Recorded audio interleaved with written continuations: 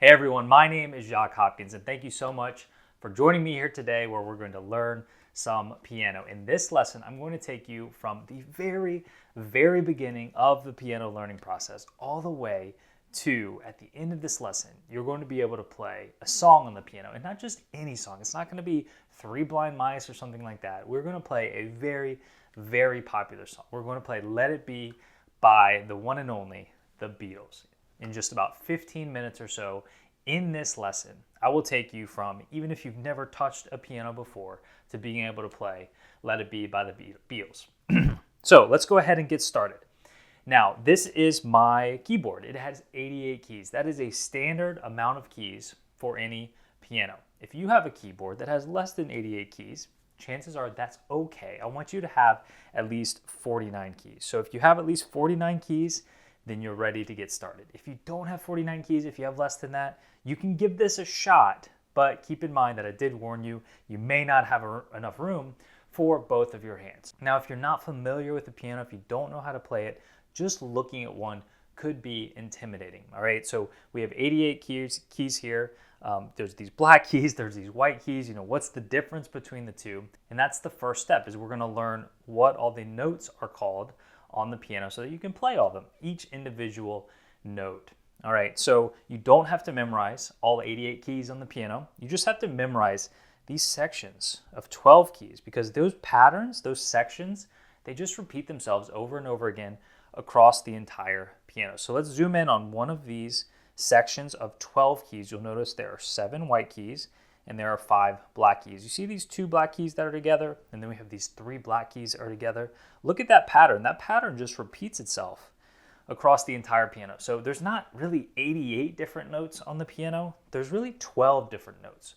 So we need to learn these 12 notes. And once you learn those 12 notes, you've learned all 88 of them. So let's dive right in. The most popular note, you probably have heard it before, it's C. All right, right here is C. It's the white note just to the left of any 2 black notes. So this is C, this is C, this is C, and so on. But we're just going to focus in on this section right here. So in music, we go to the right, we go continue down the alphabet. So we go C, D, E, F, G, and then in music, not just piano, but in music, the letters start over after G. So after G is not H. There's no H in music. This is A and then B. So again, C, D, E, F, G, A, and B. So there's the 7 white notes. And then we have the 5 black notes. So these black notes are named for the relationship with the white note next to them, okay?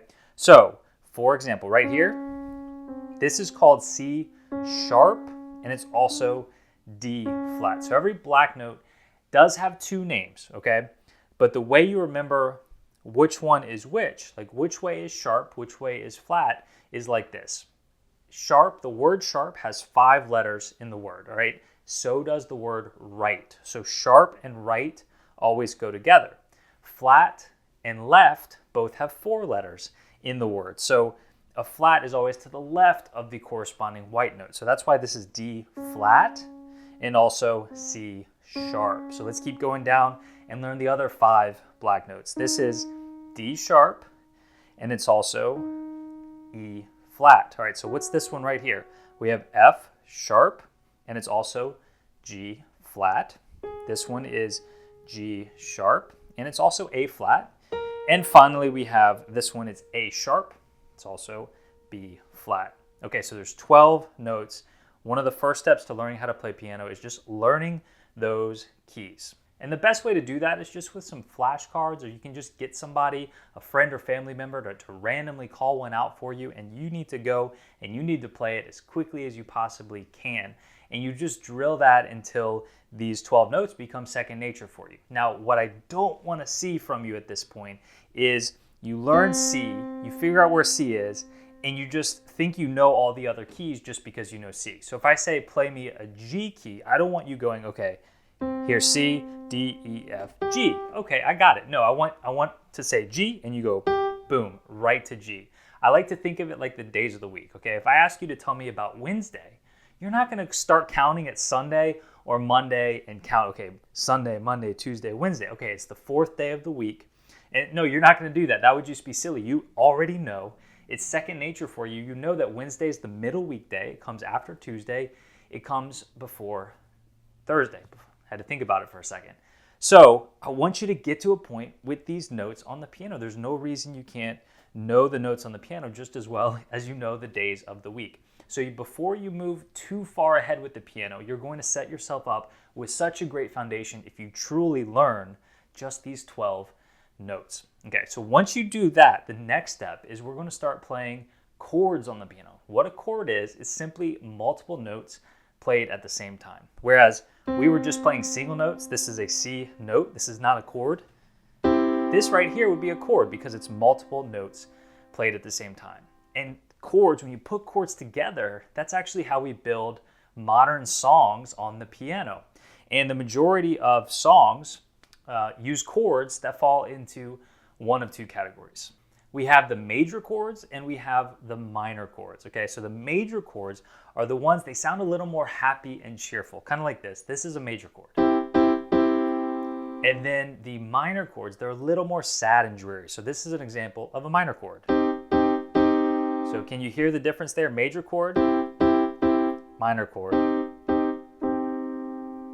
And most modern songs will have a good mix of major chords and minor chords. Now, there's a lot of them, but you don't have to memorize each and every one. That's the beauty of patterns and formulas and piano. It's really not a hard instrument. So I'm going to share with you a very simple formula for major chords. And once you know this formula, you know all the major chords. And I'll also share with you the formula for minor chords. And once you learn that formula, you know all the minor chords. And it's a very simple formula. So for major chords, that formula is simply 4-3. Here's how to use that. Let's say we want to play a G major chord. Okay, so we'll start at G. We'll go to the right, the very next 4 notes. And it doesn't matter black or white. Whatever's next, count it. So 1, 2, 3, 4. There's 4, and then we'll go 3. 1, 2, 3. There's a G major chord. Go ahead and play it with your thumb, your middle finger, and your pinky finger for now. G major. Let's try one more major chord. Let's do a D major chord. So we'll start at D. 1, 2, 3, 4. 1, 2, 3. D major. Even if you ran into something super complicated like a B flat major chord, don't get overwhelmed. Just use the formula. It's still just 4-3. B flat, left because it's flat. 1, 2, 3, 4. 1, 2, 3. B flat major chord. All right, let's do minor chords. The formula for minor chords is very, very similar to the formula for major chords. You just reverse it. So it's 3 and then 4. So let's say we wanted to play E minor. We'd start at E. We go 1, 2, 3, and then 1, 2, 3, 4. E minor. Let's try C minor. C, 1, 2, 3. 1, 2, 3, 4. Okay. So one thing I want to point out here is the difference between a major and a minor chord. If you look at the notes you play, it's actually only one note difference, and that's because 4 plus 3 is 7, and also 3 plus 4 is 7. So let's take the C chord as an example. Here we have the C major chord. The only difference between the major and the minor chord is the middle note. There we go. So go ahead, you're going to want to practice your chords, practice your major chords, practice your minor chords, and then we can start playing our favorite songs on the piano because they're just built with mostly major and minor chords. Now that we've got the major and minor chords nailed down, I want you to go ahead and let's learn how to play the left hand as well. And at this point, I want to see if your hand is big enough to do what I'd like you to do. And if not, I've got a different method for you. But what we're going to do is we're going to play a C major chord. In our left hand, I just want you to play 2 C's, one with your pinky and one with your thumb. So like that. That's how we're going to play a C major chord. And the left hand is the same whether it's major or minor. So a C minor would be like this. If you cannot reach your fingers like that, if you have small hands and that's just not comfortable for you, what I want you to do is just play one note instead of 2. So like this or like this. No problem. All right, so now that we know how to play both hands, major and minor chords, let's go ahead and work on the song that I told you about, Let It Be by the Beatles. The way this goes is we're going to start with a C major chord, and you play it twice. And then it goes to G major, play that twice. and then we have A minor, and then we have F major. Okay? And then we go back to C major, and then G major. So everything so far, all the chords I mentioned so far, there's been 6 of them. We play them twice. Now there's 4 more chords, and you just play them once. And one of them is a little tricky. It's going to be the trickiest part of this whole song, but I'm going to hold your hand right through it. So we have 4 more chords, and you're just going to play them one time. So we have F major. All right, this next one is the tricky one. We're going to do what's called a C/E. And what that means is we're going to do a C in our right hand while doing an E in our left hand. Okay, and then the last 2 are pretty standard. We go to a D minor and then a C major. All right, so let me hit those last 4 again. It's F, and then it's C over E, D minor, C. All right, so let's run through that whole sequence again. Remember, the first 6 chords we do, you play them twice, and then the last 4, you just play them once. Can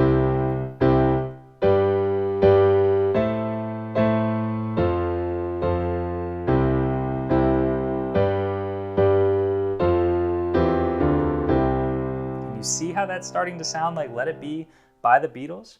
Let me do it for you just one more time, and then go ahead and practice these chords on your own. It's 10 chords in all. Remember, the first 6, we're going to play that twice, and the last 4, we're going to do it once.